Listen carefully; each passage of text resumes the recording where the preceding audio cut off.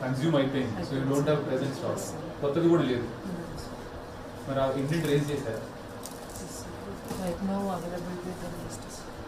అట్లా అనట్లేదు. నేను అనేది ఒక మెడిసిన్ అయిపోయింది అన్నప్పుడు జూలై 31st మీరు కన్స్యూమ్ అయిపోయింది అంటున్నారు. ఇట్ ఈస్ ఆల్రెడీ ఇప్పుడు ఏం నడుస్తుంది, September 3rd వచ్చేసింది. 1 month హ్యాస్ గాన్ బై. కాబట్టి wear ever you need those medicines అన్నప్పుడు ఇమీడియట్గా ఇంటెంట్ రైజ్ చేస్తారు. రైజ్ ఇట్ కాదు, ఇమీడియట్గా అయిపోయినప్పుడు మీ దగ్గర రిజిస్టర్ ఉంటుంది కదా, ఇవి అయిపోయినాయి అన్నప్పుడు ఇమీడియట్గా it has to be raise. మీరు ఇంటెంట్ రైజ్ చేయకపోతే ఎట్లా వస్తుంది? అట్లా కదా, మీకు సమ్ సిస్టమ్ అయితే ఉండాలి కదా.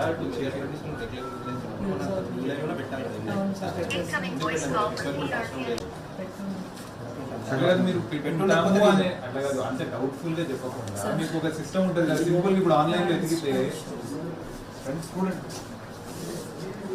మిగిలిన ఇంకా ఎక్స్పైర్ అయిపోతున్నాయి ఏమో ఒకటి చెప్పండి. ఏదైనా August 31st కానీ అట్లా వేరే డ్రగ్స్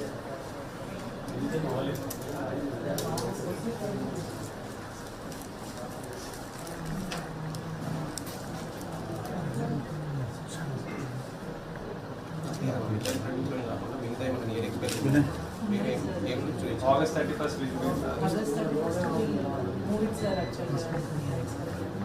ఇంకా చూడండి ఏదో ఒకటి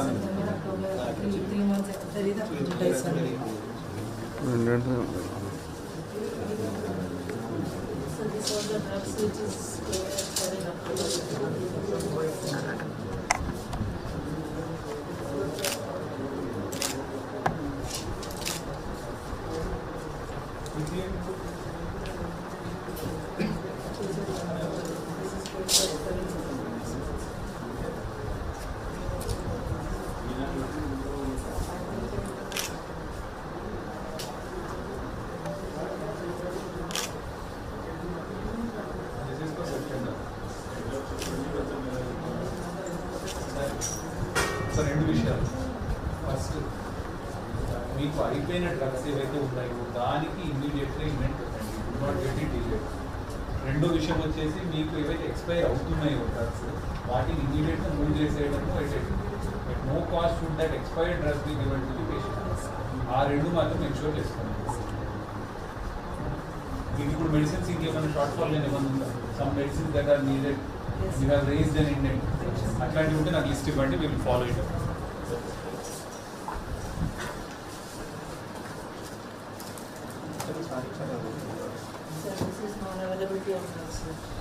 ఇండెంట్ రేజ్ చేసిన ఇందులో నుంచి హౌ మెనీ డ్రగ్స్ కి మీకు సబ్స్టిట్యూట్స్ ఉన్నాయి? అర్థమైంది నేను అడిగిన question. Some are the other substitute is available and మీరు పని నడుస్తుంది. But where the substitutes are not available, that drug is essential, అట్లాంటివి ఏమన్నా ఉన్నాయా? అవి మీరు ఒకసారి నాకు టిక్ చేసి కానీ అండర్లైన్ చేసి ఇవ్వండి. Please follow it up and ensure that these medicines are received immediately.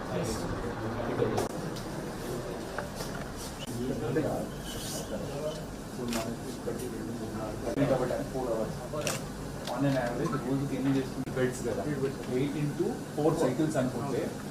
ఈరోజు ఏరియా హాస్పిటల్ గజ్వేల్కి సంబంధించి పేషెంట్స్కి ఏ విధంగా ఫెసిలిటీస్ అందజేస్తున్నారు అన్న దాని మీద ఒక డీటెయిల్డ్ రివ్యూ చేయడము, అదేవిధంగా ఇన్స్పెక్ట్ చేయడం కూడా జరిగింది. దాంట్లో భాగంగా మనము డయాలిసిస్ యూనిట్ ఒకటి, సీజనల్ డిసీజెస్కి సంబంధించి పేషెంట్స్ డెంగీ కావచ్చు, చికెన్ గున్యా కావచ్చు, మలేరియా కావచ్చు, ఆర్ వాటర్ బాండ్ డిసీజెస్ ఏవైతే ఉన్నాయో మనకి టైఫాయిడ్ కానివ్వండి, డయేరియా కేసెస్ కానివ్వండి, ఇతరత్ర కేసెస్ అన్నింటినీ కూడా మనము వార్డుకి వెళ్ళి విజిట్ చేశాము. అదేవిధంగా మనకి SNCU కావచ్చు, చిన్నపిల్లలకు సంబంధించిన వార్డు కావచ్చు, అండ్ లాస్ట్లో మనకి ఫార్మసీ ఏ విధంగా ఫంక్షన్ అవుతుంది అనేది కూడా చూసాము.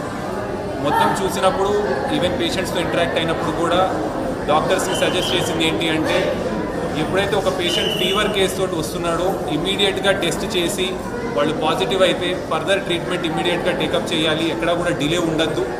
అండ్ పేషెంట్స్ వచ్చినప్పుడు వాళ్ళకి అన్ని ఫెసిలిటీస్ అందజేస్తూ డాక్టర్స్ అవైలబిలిటీ ఉండాలి అండ్ ట్రీట్మెంట్ కూడా ప్రాపర్గా చేయాలని చెప్పాము. అదేవిధంగా మనకి ఫార్మసీలో కూడా చూసుకున్నప్పుడు ఫార్మసీలో ఎక్స్పైర్ అయిపోయిన డ్రగ్స్ ఎక్కడా కూడా ఉండకూడదు, దాని వాచ్ రిజిస్టర్ ప్రాపర్గా మెయింటైన్ చేయాలి. అండ్ మనకి అయిపోయిన డ్రగ్స్ ఏమన్నా ఉంటే ఇమీడియట్గా ఇండెంట్ రైజ్ చేసి ఇమీడియట్గా తెచ్చుకునే విధంగా చూసుకోవాల్సిందిగా సూచించాము. అదేవిధంగా మనకి డయాలిసిస్ పేషెంట్స్ ఎవరైతే ఉన్నారో వాళ్ళకి ఎటువంటి ఇబ్బంది కలగకుండా మనకి లిస్ట్లో ఈ వారం ఎవరైతే డయాలిసిస్కి రానున్నారో మొత్తం షెడ్యూలింగ్ కూడా ప్రాపర్గా చేసుకొని రోజుకి ఒక 5 సైకిల్స్ కంప్లీట్ చేసే విధంగా చూడాలని కూడా డాక్టర్స్కి సజెస్ట్ చేశాము.